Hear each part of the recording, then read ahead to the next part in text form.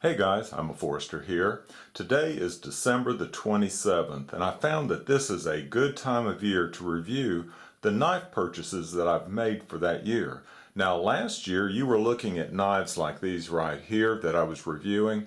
Last year I purchased a lot of large knives. Now not all of them would be tactical folders, but there were a lot of large knives. I was really into that, like this Strider. Now, just recently someone made a comment correcting me that this is a tactical knife. I don't view it as one, but it is definitely a large knife. This Hinder XM24 is a large knife and a tactical knife in my opinion.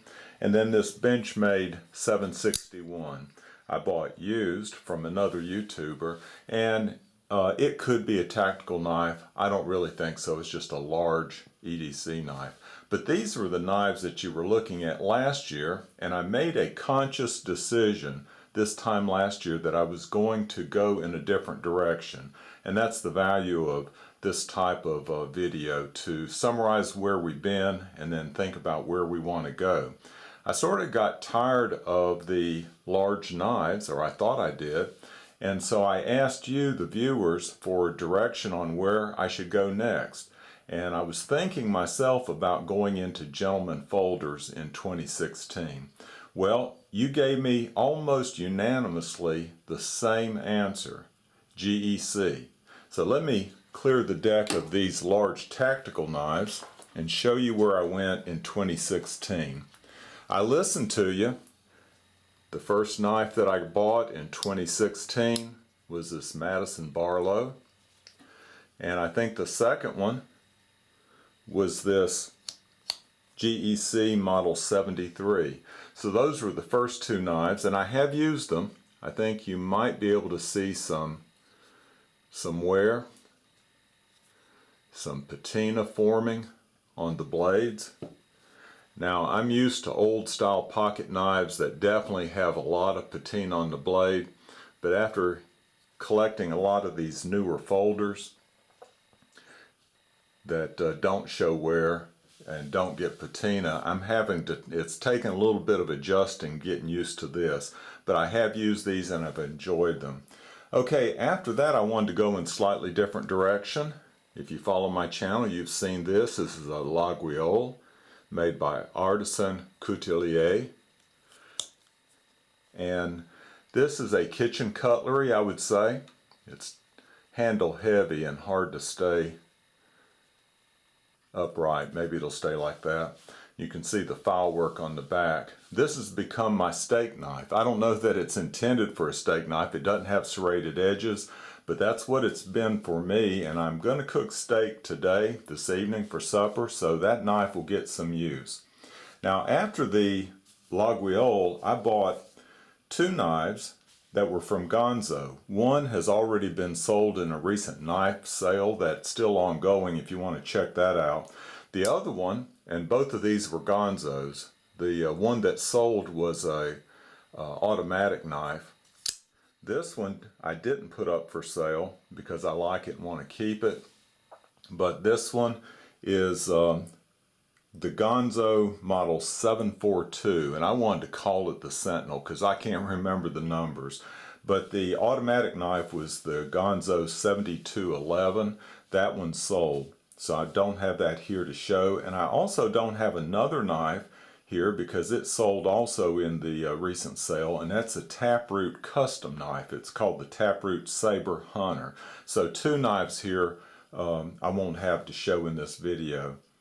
Okay, after the Gonzo knives, and I'll just speak about the Gonzo knives. These are the most bang for the buck of any knife that I've ever seen. I mean, these are quality knives at a very reasonable price. Made in China. I don't know how they do it. They might use child labor for all I know, but these are quality knives at a great price.